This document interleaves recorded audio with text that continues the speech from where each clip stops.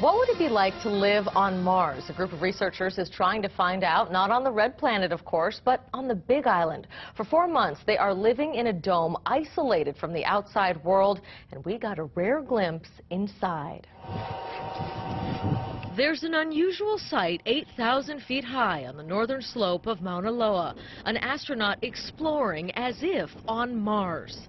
The Big Island and Mars are geochemically and visually very, very similar. If you look at pictures of the site and compare them with pictures being sent back by the rovers on Mars, it's hard to tell them apart. Before NASA can send humans to Mars, they need to practice. So scientists from the University of Hawaii and Cornell have set up a test dome here, mimicking outer space conditions. These 6 researchers are now 79 days into a 120-day mission, living in a 1,000 square foot dome as if they were in outer space. Our crew can only go outside in their spacesuits. They're mock-up spacesuits. They're not real life support systems, but the idea is that they mimic the bulk and the awkwardness of what you might expect from a real spacesuit. Their living quarters tight, tiny bedrooms upstairs, a common area below. Exercise is a big part of every day, but forget that long, hot shower afterward. Water is very, very limited.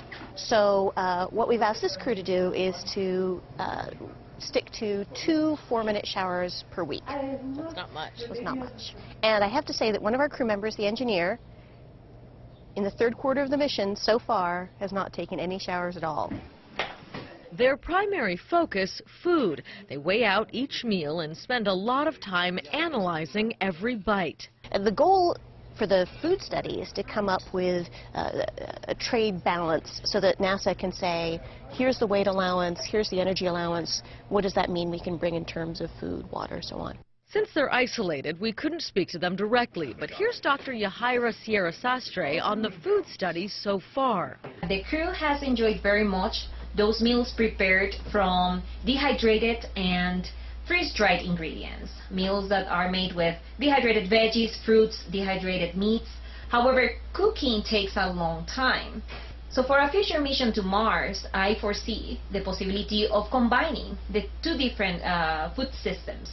And to be Dr. Kim Binstead is watching the crew from UH Manoa, but she can relate to dome life.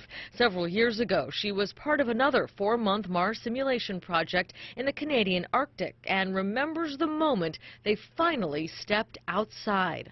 You're laughing and giggling, and it's all and smelling the fresh air, and it's wonderful.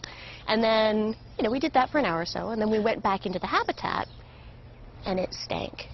Oh my goodness, we hadn't realized just how unfresh the air had been in there. And Dr. Binstead says Hawaii is the perfect place to study a Mars mission. Not only are the landscapes strikingly similar, in many ways the researchers today are relearning the lessons of the first people who set out for the islands.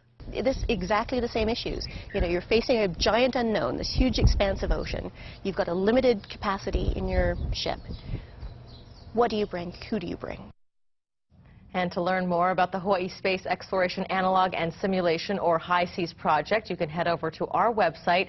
And here's some exciting news. NASA has just given them $1.2 million for 3 more studies. They will be back in that dome for 4, 8, and 12 months. And Paula, I got to tell you, you got to get your application in ASAP, because get this, they had more than 700 applicants for those 6 spots. I think we need smell-o-vision when they come out of it. August 13th is the date. You can imagine that one engineer still hasn't taken a shower almost 80 days in. Yikes. All for science. All right.